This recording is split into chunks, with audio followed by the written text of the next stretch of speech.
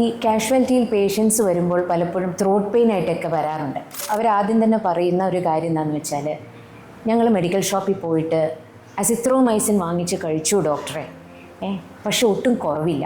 Azithromycin ആയിക്കോട്ടെ, വേറെ ഏത് ആൻറ്റിബയോട്ടിക്കും ആയിക്കോട്ടെ, ഒരു ഗുളിക കഴിക്കും, പിന്നെ 2-3 ദിവസത്തേക്ക് കഴിക്കില്ല. ഇതിൻ്റെ ഇടയിൽ ഇവർ സോൾട്ട് വാട്ടർ ഗാർഗിള് അതെല്ലാം ചെയ്യുന്നുണ്ട്, പക്ഷേ ഇതിലൊന്നും ഒരു വ്യത്യാസം വരാറില്ല. അപ്പോൾ ശ്രദ്ധിക്കേണ്ട കാര്യം എന്താണെന്ന് വെച്ചാൽ, ഈ ത്രോട്ട് പെയിൻ എന്ന് പറയുമ്പോൾ ചിലപ്പോൾ ആൻറ്റിബയോട്ടിക്സ് കഴിച്ചാൽ മാറുന്നൊരു ത്രോട്ട് പെയിൻ ആവണമെന്ന് നിർബന്ധമില്ല. വൈറൽ ഇൻഫെക്ഷൻ കൊണ്ട് വരാം, ബാക്ടീരിയൽ ഇൻഫെക്ഷൻ കൊണ്ട് വരാം. പിന്നെ ഗേർഡ് എന്ന് പറഞ്ഞ ഒരു അസുഖമുണ്ട്, അതായത് ഗ്യാസ്ട്രോ ഈസോഫാജിയൽ റിഫ്ലക്സ് ഡിസീസ് എന്നാണ് അതിനെ പറയുന്നത്. പുളിച്ച് തേട്ടി വരിക, ഗ്യാസ് വരിക എന്നൊക്കെ പറയും. അപ്പോൾ അതുള്ളവർക്കും ഈ തൊണ്ടവേദന വരും. ഒരു പേഷ്യൻ്റ് ഇതുപോലെ തൊണ്ടവേദന മാറാതെ, അതായത് ഒരു ചുമയും തൊണ്ടവേദനയും 1 മാസം 2 മാസമൊക്കെ നിന്നു. അപ്പോഴും ഈ പറഞ്ഞ പോലെ എന്തുകൊണ്ടാണ് ഡോക്ടർമാരുടെ ഭയങ്കര ഒരു ബേണിങ് സെൻസേഷൻ ആയിരിക്കും ത്രോട്ടിൽ. അപ്പോൾ ശ്രദ്ധിക്കേണ്ട കാര്യം എന്ന് വെച്ചാൽ, ഉടനെ തന്നെ ആൻറ്റിബയോട്ടിക്സ് ലോങ് ടേം ആയിട്ട് വാങ്ങിച്ച് കഴിക്കരുത്.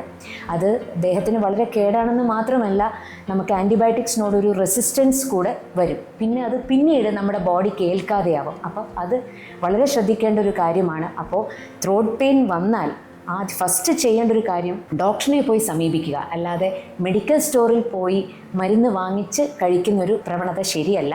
ഈ ചുമയ്ക്ക് തന്നെ ഇപ്പോൾ പല ടൈപ്പ് ഓഫ് കഫ് സിറപ്സ് ഉണ്ട്. ശ്വാസമുട്ടൽ വന്നാൽ കൊടുക്കുന്ന കഫ് സിറപ്സ് ഉണ്ട്, നമുക്ക് ആസ്മയ്ക്ക് കൊടുക്കുന്ന കഫ് സിറപ്സ് ഉണ്ട്, അങ്ങനെ ഒരുപാട് കഫ് സിറപ്സ് ഉണ്ട്. അപ്പോൾ അത് ഒരു ഡോക്ടർ പരിശോധിച്ചിട്ട് തന്നെയാണ് ഈ കഫ് സിറപ്സ് പ്രിസ്ക്രൈബ് ചെയ്യുന്നത്. വെറുതെ ഒരു കഫ് സിറപ്പ് വാങ്ങിച്ച് കഴിക്കില്ലല്ലോ. പക്ഷെ പലപ്പോഴും അതിപ്പോൾ കണ്ടുവരാറുണ്ട്. അപ്പോൾ ഇതും ശ്രദ്ധിക്കേണ്ട ഒരു കാര്യം തന്നെയാണ്.